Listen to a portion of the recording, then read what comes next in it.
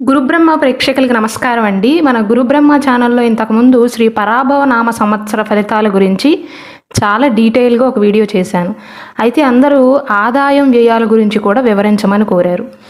ఈ సంవత్సరంలో 2026 నుండి 2027 మధ్య కాలాన్ని పరాభవ నామ సంవత్సరం అంటారు. ఈ సంవత్సరంలో మేషరాశి వారికి గతం కంటే మెరుగైన ఆదాయ వ్యయాలు ఉన్నాయి. అంటే శ్రీ విశ్వావసు నామ సంవత్సరంలో మేషరాశి వారికి ఆదాయం 2గా, వ్యయం 14గా, రాజపూజ్యం 5, అవమానం 7గా ఉండేదండి. ఈ సంవత్సరంలో శ్రీ పరాభవ నామ సంవత్సరంలో శ్రీ దుర్గాదేవి జ్యోతిష్యాలయం. మీరు ఇప్పుడు వరకు ఎక్కడెక్కడో జ్యోతిష్యం చెప్పించుకుని నిరాశ చెంది ఉన్నారా? అయితే ఒక్కసారి గురువు గారికి ఫోన్ కాల్ చేసి చూడండి. ప్రేమ, పెళ్లి, ఉద్యోగం, రాజకీయం, విదేశీ ప్రయాణం, ధనం నిలకడగా లేకపోవటం, భార్యాభర్తల మధ్య గొడవలు, ఆస్తి తగాదాలు, అప్పుల బాధలు, స్త్రీ పురుషుల ఎలాంటి గుప్త సమస్యలకైనా, ఎటువంటి సమస్యలకైనా ఒక్క రోజులోనే పరిష్కారం చూపుతారు. ఆదాయం 11, వ్యయం 5 అండి. రాజపూజ్యం 2, అవమానం 4. కావున ఆదాయం 11, వ్యయం 5 ఉండటం వల్ల ఈ సంవత్సరంలో ఆర్థికంగా అద్భుతంగా ఉంటుందండి. మీ కష్టానికి తగినటువంటి ఫలితం అనేది దక్కుతుంది. అద్భుతమైనటువంటి పొదుపుకు అవకాశాలు అనేవి ఎక్కువగా ఉన్నాయి. అయితే రాజపూజ్యం 2, అవమానమేమో 4 ఉన్నందువలన వృత్తిపరంగా ఉన్నతాధికారుల నుండి మీరు ఆశించినంత గౌరవం లభించకపోవచ్చు. అయినప్పటికీ మీ గౌరవాన్ని, స్థానాన్ని మాత్రం నిలబెట్టుకోగలుగుతారు. అయితే ఈ సంవత్సరంలో అతిపెద్ద శుభపరిణామం ఏంటంటేనండి, రాహు లాభస్థానంలో ఉండటం. లాభస్థానం అంటే 11వ స్థానం.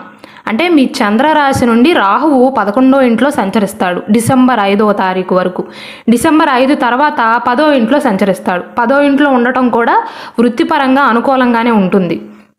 కాబట్టి డిసెంబర్ 5వ తారీఖు వరకు ఏలినాటి శని యొక్క ప్రభావం అనేది మేషరాశి వారి పైన ఉన్నప్పటికీ కూడా, చిన్న చిన్న ఆటంకాలను కలిగిస్తున్నప్పటికీ కూడా ఆదాయ మార్గాలను అయితే ఊహించని విధంగా పెంచుతాడు.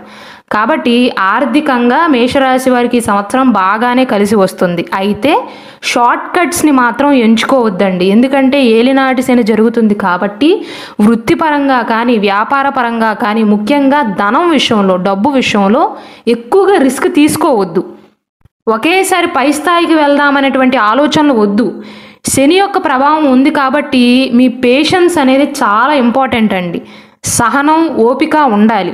మిగిలిన గ్రహాలైనటువంటి రాహువు, గురువు కూడా అనుకూలిస్తున్నాడు కాబట్టి ఆదాయపరంగా అయితే అనుకూలంగా ఉంటుంది. ముఖ్యంగా గతం కంటే ఇంకా మెరుగైనటువంటి ఫలితాలు ఉంటాయండి. అయితే నెగిటివ్ పాయింట్స్ కూడా ఉన్నాయి, దాని గురించి కూడా వివరిస్తాను. పాత పెట్టుబడులు అయితే ఈ సంవత్సరంలో లాభాలను ఇస్తాయి. అలాగే మీ కోరికలు, కలలు నెరవేరే అవకాశాలు ఉంటాయి. ఆర్థిక పురోగతి విషయంలో అయితే ఎటువంటి సందేహం లేకుండా ఉండవచ్చండి 11వ ఇంట్లో ఉన్న రాహువు వల్ల.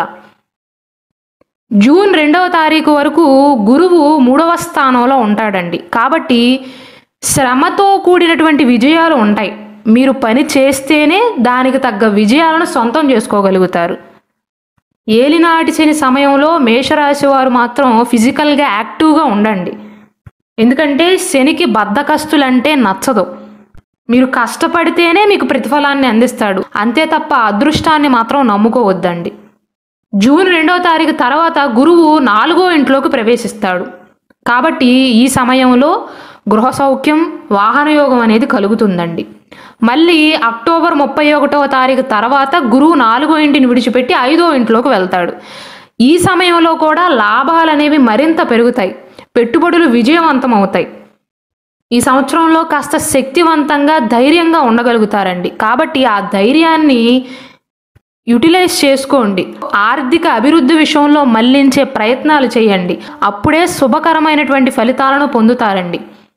ఉదాహరణకు మేషరాశి వారి సంవత్సరంలో సంపాదించాలనుకున్నారనుకోండి, ఒక పక్క లాభస్థానంలో ఉండేటువంటి రాహువు అనుకూలిస్తున్నాడు. శని భగవానుడు చిన్న చిన్న ఆటంకాలు మీకు కలిగించినప్పటికీ కూడా మళ్ళీ ప్రయత్నాలు చేశారనుకోండి, ఖచ్చితంగా విజయవంతం అవుతారు. అయితే నెగిటివ్ పాయింట్ ఏంటంటే కేతువు 5వ ఇంట్లో ఉన్నాడు. 5వ ఇల్లు అనేది సంతానానికి, విద్యకు సంబంధించినది.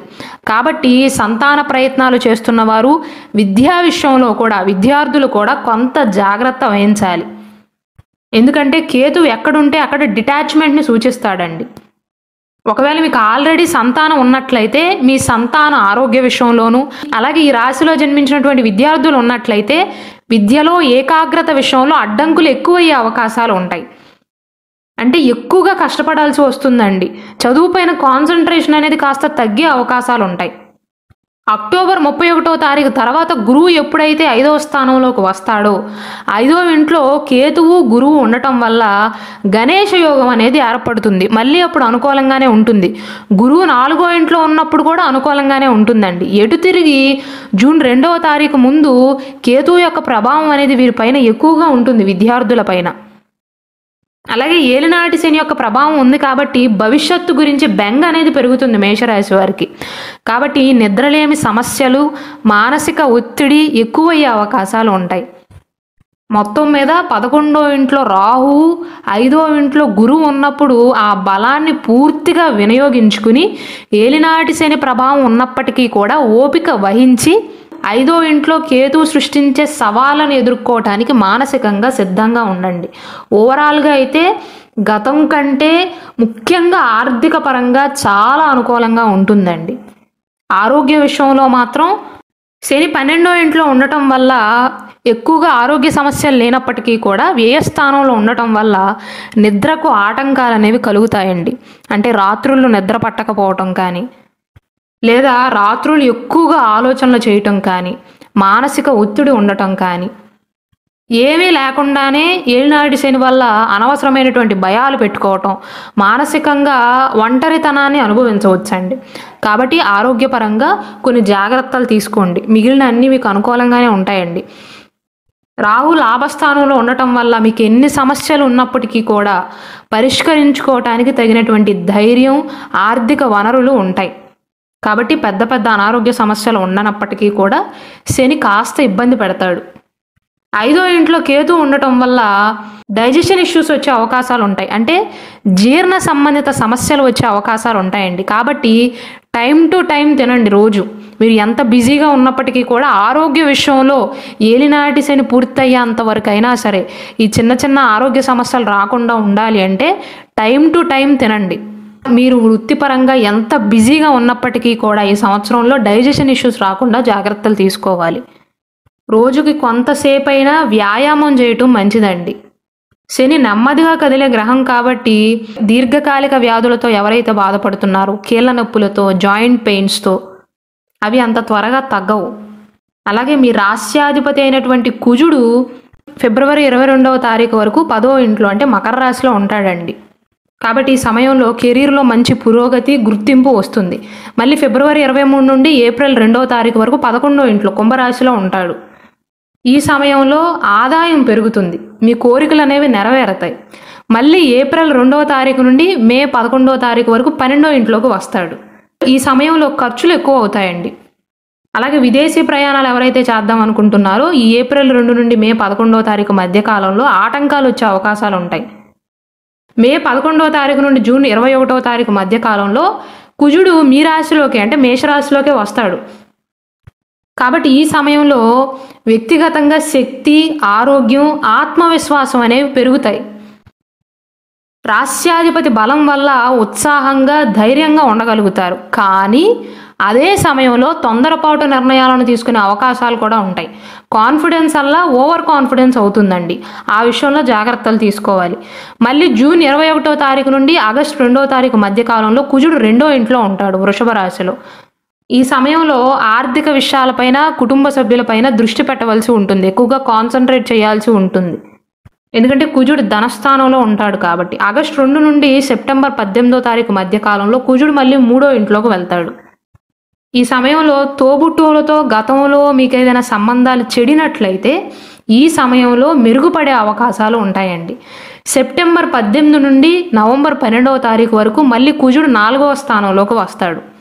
ఈ సమయంలో తల్లికి మీకు మధ్య కాస్త దూరం పెరగటం కానీ, వారి యొక్క ఆరోగ్యం అనేది దెబ్బతినటం కానీ జరగవచ్చు.